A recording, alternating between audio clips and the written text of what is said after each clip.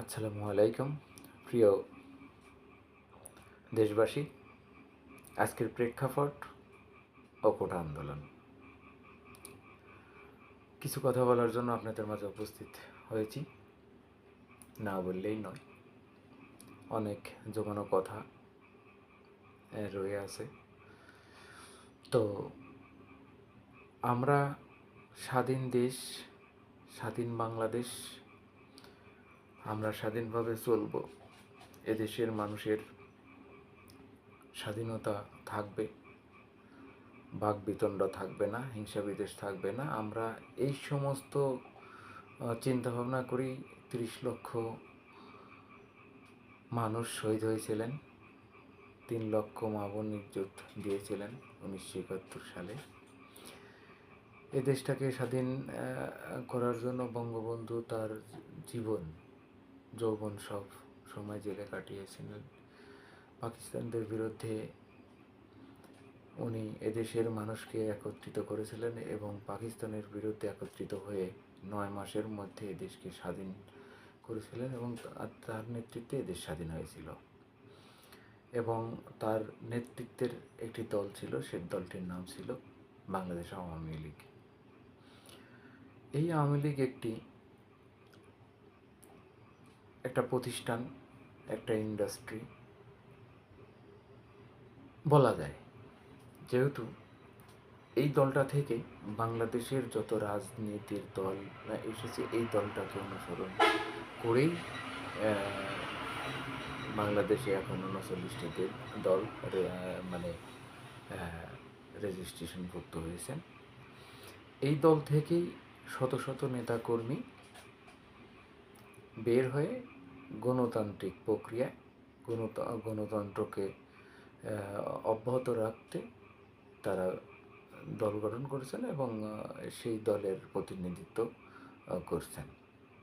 তো আওয়ামী লীগ যেহেতু একটি প্রতিষ্ঠান বলার কারণ হচ্ছে যে প্রতিষ্ঠান থেকে বাংলাদেশের 90% মানুষ রাজনীতি শিখছে এবং রাজনীতি করে তারা বিভিন্ন দল তৈরি করছেন এবং গণতন্ত্রমুখী মানুষ আগানোর চেষ্টা করছেন। তো সেই ক্ষেত্রে আওয়ামী লীগ একটা প্রতিষ্ঠান, আওয়ামী লীগ একটা ইন্ডাস্ট্রি, এটা আমি মনে করি। তো দুঃখের বিষয় হলো যে সাবেক প্রধানমন্ত্রী উনি দেশ মাটি ও মানুষের জন্য অসংখ্য কাজ, অনেক ভালো ভালো কাজ করেছেন, এটা অস্বীকার করার না।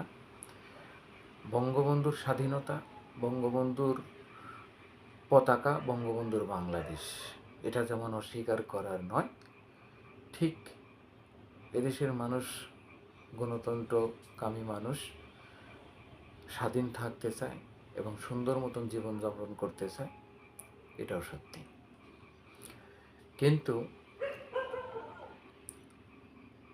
এই গত জুলাই মাসে ছাত্রছাত্রীরা একটি আন্দোলন করলেন। সেই আন্দোলনটার মুখ্য ছিল কোটা আন্দোলন। কোটা আন্দোলন ছিল যে বর্তমান যে কোটার ব্যবধান ছিল বা পার্সেন্টেজ ছিল, সেটা তারা কমিয়ে আনার জন্য সরকারের কাছে একটা আবেদন জানান এবং তারা কিছু ছাত্রছাত্রী তারা শাহবাগে একত্রিত হন এবং তারা তাদের ন্যায্য দাবি এটা উপস্থাপনা করে। তো এই উপস্থাপনাটার মাধ্যমে আমি ব্যক্তিগতভাবে অনুসরণ করলাম যে এই দাবি তাদের ন্যায্য দাবি এবং তাদের সাথে একত্রিত ঘোষণা করা আমাদের দরকার। তো তাদের এই দাবিকে ব্যক্তিগতভাবে সমর্থন জানিয়েছি। তো যখন এই দাবিটা তাদের ন্যায্য দাবি ছিল সরকারের কাছে, তো সরকার যখন দাবিটা সম্বন্ধে জানলেন এবং তাদের এই দাবিটা নিয়ে আলাপ আলোচনার একটা বিষয় দরকার ছিল, তো যেহেতু দাবি দেওয়ার বিষয় দরকার ছিল এবং যৌক্তিক দাবি, এবং এই সরকার যেহেতু জনগণের জন্য কাজ করতে চেয়েছিলেন এবং জনগণের জন্য কাজ করছিলেন, তো সেই ক্ষেত্রে এই দাবিকে তারা কেন সেটা বিপরীত দিকে নিয়ে যাওয়ার চেষ্টা করলেন। এবং এই সরকারের মাননীয় প্রধানমন্ত্রী জননেত্রী শেখ হাসিনা সাথে যারা ছিলেন, তাদের মন্ত্রী ক্যাবিনেট ছিলেন, এমপি যারা ছিলেন, তারা তাদের এই যৌক্তিক দাবিকে তারা কেন ঘরে বসে থাকলেন এবং এইটার সমাধান না করে তারা বারবার বিভিন্ন সময় বিভিন্ন ব্যক্তি বিভিন্ন সময়ে তারা বিবৃতি দিতে থাকলেন। রাষ্ট্র পরিচালনা করতে হলে জনগণের কিছু চাওয়া পাওয়া থাকে, কিছু আকাঙ্ক্ষা থাকে। জনগণের ম্যান্ডেট নিয়েই রাষ্ট্র পরিচালনা করতে হয়। জনগণ কী চাচ্ছে, জনগণ কী চায়, জনগণকে কী দিতে হবে, জনগণ কী দিলে এদেশের জনগণ খুশি হবে, এটা একটা রাষ্ট্রপ্রধানের দায়িত্ব এবং কর্তব্য, এবং সাথে যারা থাকেন তাদেরও দায়িত্ব এবং কর্তব্য। যেহেতু তারা দেশ পরিচালনার দায়িত্ব নিয়েছেন এবং দেশ পরিচালনা করবেন, এই মর্মে তারা অঙ্গীকারবদ্ধ।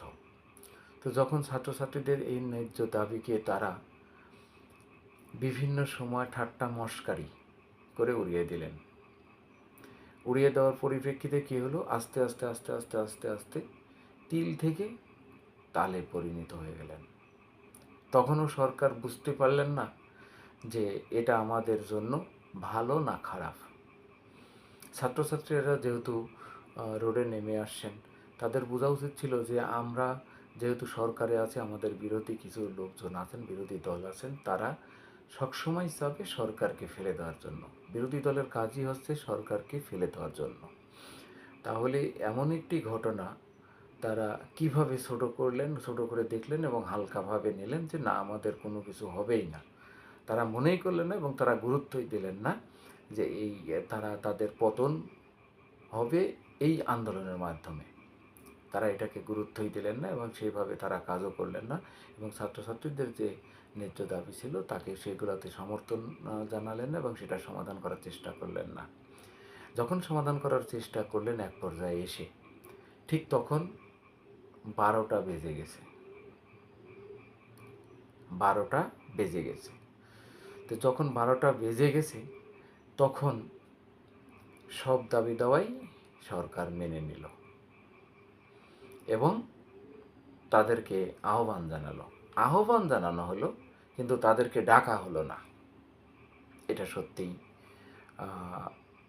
যারা এই আওয়ামী লীগ করছেন এবং যারা আওয়ামী লীগকে নেতৃত্ব দিয়েছেন, আমি আমার ব্যক্তিগতভাবে ধরে নিচ্ছি যে তাদের এটা সম্পূর্ণ ব্যর্থতা এবং তারা অনভিজ্ঞ এবং তারা শুধু তাদের ব্যক্তি স্বার্থের জন্য রাজনীতি করছেন। জনগণ, দেশ, মাটি ও মানুষের জন্য তারা রাজনীতি করতে চায়নি বা করেননি।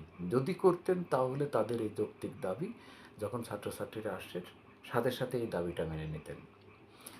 তারই পরিপ্রেক্ষিতে দেখা গেল যে একটা গণ আন্দোলন শুরু হলেন এবং তার সাথে দল বল নির্বিশেষে এদেশের জনগণ রোডে নামলেন এবং এই সরকারকে বাধ্য করলেন পদত্যাগ করার জন্য এবং জোর করে পদত্যাগ করিয়ে দেশ ত্যাগ করতে বাধ্য করলেন। দেশে একটা কৃত্রিম সংকট তৈরি হলেন এবং অসংখ্য লোক মারা গেলেন।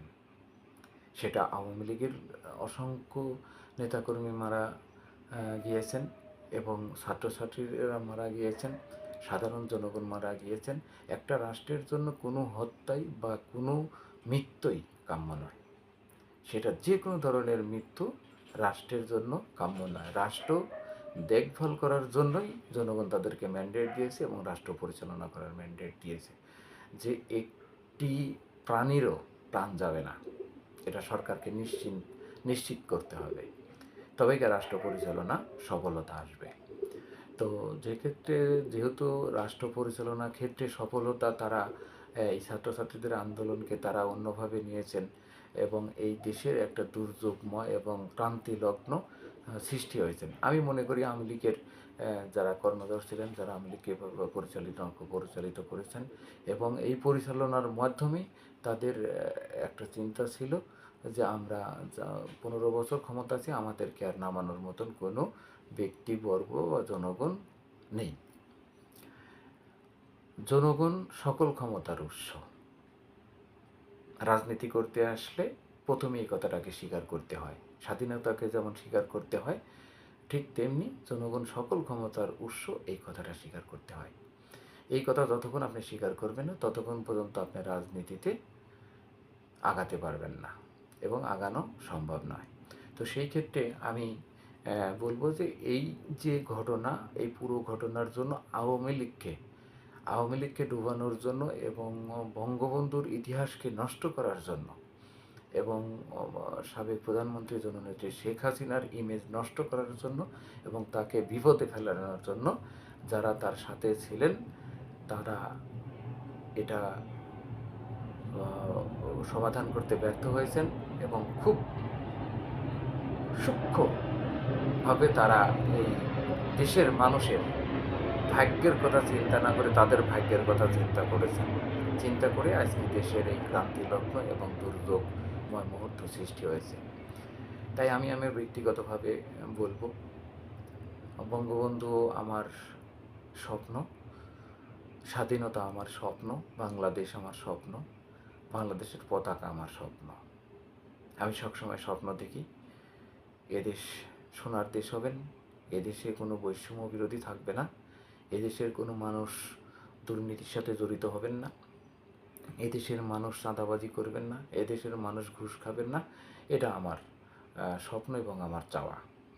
আমি সবসময় মনে প্রাণে নীতির কাছে অটল, যে দুর্নীতি, সন্ত্রাসী, চাঁদাবাজি, রাহাজানি যাই বলি না কেন, কোনোটাই আমি সমর্থন করি না।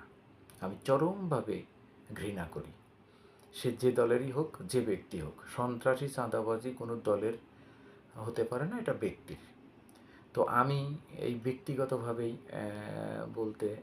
বলছি যে যারা আওয়ামী লীগকে বঙ্গবন্ধুর আওয়ামী লীগকে, এদেশের স্বাধীনতা নেতৃত্ব দানকারী একটি দলকে, একটি প্রতিষ্ঠানকে ধ্বংস করেছে, তাদের অবশ্যই আওয়ামী লীগের উচিত তাদেরকে বিচারের আওতায় আনা এবং সমর্থন দেওয়া। যে সকল লোক বিভিন্ন অপকর্মে জড়িত ছিলেন, তাদের বিচারের আওতায় আনা এবং তাদেরকে বিচার করা, এটা হবে আওয়ামী লীগের জন্য প্রথম একটি কাজ।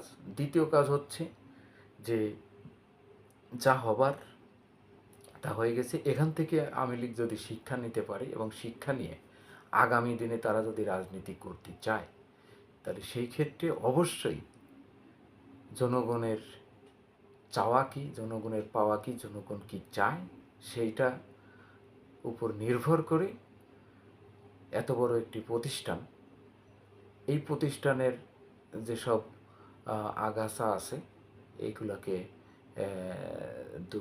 বের করে দেওয়া এবং তাদের বিরুদ্ধে ব্যবস্থা নেওয়া।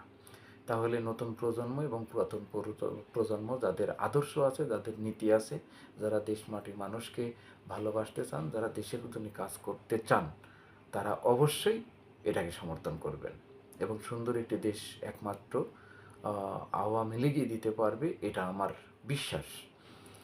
যেহেতু বিশ্বাস, সেই ক্ষেত্রে আমি মনে প্রাণে বিশ্বাস করি বঙ্গবন্ধুর যে আদর্শটা আছেন, বঙ্গবন্ধুর যে নীতিটা ছিলেন এবং বঙ্গবন্ধু যে স্বপ্ন দেখেছিলেন, সেই স্বপ্ন বাস্তবায়ন করা সম্ভব। এবং তারা যদি তাদের সঠিক নেতৃত্ব প্রদান করেন এবং যারা আওয়ামী লীগের দুর্দিনে যাদেরকে আপনারা দেখেননি বা কাছে রাখেননি বা তাদের উপরও মানবিকভাবে নির্যাতন চালিয়েছেন, তাদেরকে অবহেলা করেছেন, তারাই এখন আওয়ামী লীগের কথা বলছে এবং তারাই মানে ডুকরে ডুকরে তারা তাদের বাসায় বসে কান্নাকাটি করছেন, কারণ তারা চায়নি এই আওয়ামী লীগকে। আর তারা চেয়েছে একটা সুন্দর আওয়ামী লীগ, যে আওয়ামী লীগ স্বাধীনতার নেতৃত্ব দিয়েছিলেন এবং তাদের নেতৃত্বে এদের স্বাধীন হয়েছিলেন। তো সেই ক্ষেত্রে আমি বলবো যে আপনারা যেখানে যেভাবেই পারেন, এই দুর্যোগময় মুহূর্তে যারা আওয়ামী লীগকে ভালোবাসেন, যারা আওয়ামী লীগের প্রতিনিধিত্ব করতে চান, সঠিক এবং সরল এবং দুর্নীতিমুক্ত মন মানসিকতা নিয়ে যদি আওয়ামী লীগ করতে চান, তাহলে অবশ্যই আপনারা আপনাদের স্ব স্থান থেকে আপনারা একটা প্রস্তুতি নিতে থাকবেন যে একটা নীতিগত একটা আদর্শ, বঙ্গবন্ধুর যে একটা আদর্শ, এই আদর্শকে বাস্তবায়ন করতে যা যা প্রয়োজন দরকার হলে সেটা করবেন। তো আমি এই আশা করছি, এই আশা করে আমি আমার কথাগুলো শেষ করছি। আসসালামু আলাইকুম।